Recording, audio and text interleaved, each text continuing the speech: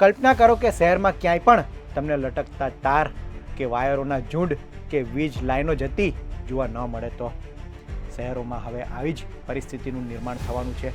Current લાગવાથી પણ હવે કોઈના પણ મૃત્યુ નહીં થાય. તમે કહેશો એવું કેવી રીતના? તો જાણો આજના વિડીયોમાં.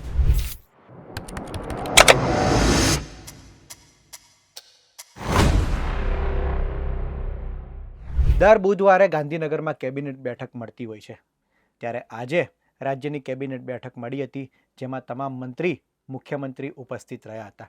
આ બેઠકમાં અનેક મોટા નિર્ણય લેવામાં આવ્યા છે, જેમાં એક મહત્વનો નિર્ણય લેવામાં આવ્યો છે કે ગુજરાતને વાયર ફ્રી બનાવવાનું છે અને આજ માટે સરકારે 500 કરોડ રૂપિયા ફાળવ્યા છે.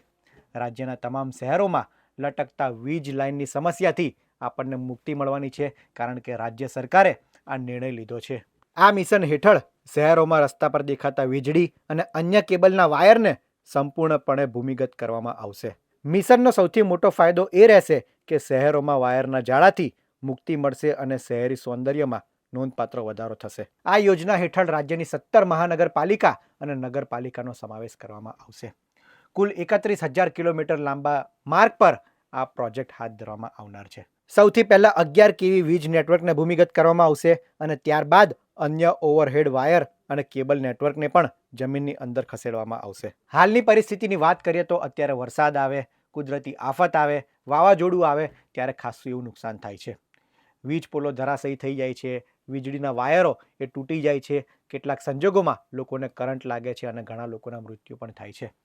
જો આ પ્રોજેક્ટનું જલ્દી અમલીકરણ થાય તો પૂરેપૂરી શકલ બદલાઈ જાય છે અને આ તમામ વસ્તુથી લોકોને મુક્તિ મળી શકે છે. ગુજરાત વાયર ફ્રી મિશન એ માત્ર એક ઇન્ફ્રાસ્ટ્રક્ચર પ્રોજેક્ટ નથી, પરંતુ રાજ્યને વધુ સ્માર્ટ, સુરક્ષિત અને આધુનિક બનાવવાનો રોડ મેપ છે. 500 કરોડના ખર્ચે 31,000 કિલોમીટર નેટવર્કને ભૂમિગત કરવાનો આ નિર્ણય આગામી વર્ષોમાં ગુજરાતના શહેરોની ઓળખ બની શકે છે. તો તમને શું લાગે છે મિત્રો, આ પ્રોજેક્ટ લાગુ થવાથી આપણું રાજ્ય અને તમારું શહેર એ કેટલું સુંદર બનશે તે અમને કોમેન્ટમાં જરૂર જણાવશો. આવા જ ઇન્ફોર્મેટિવ વિડીયો માટે વીટીવી ડિજિટલ જોતા રહો. ધન્યવાદ.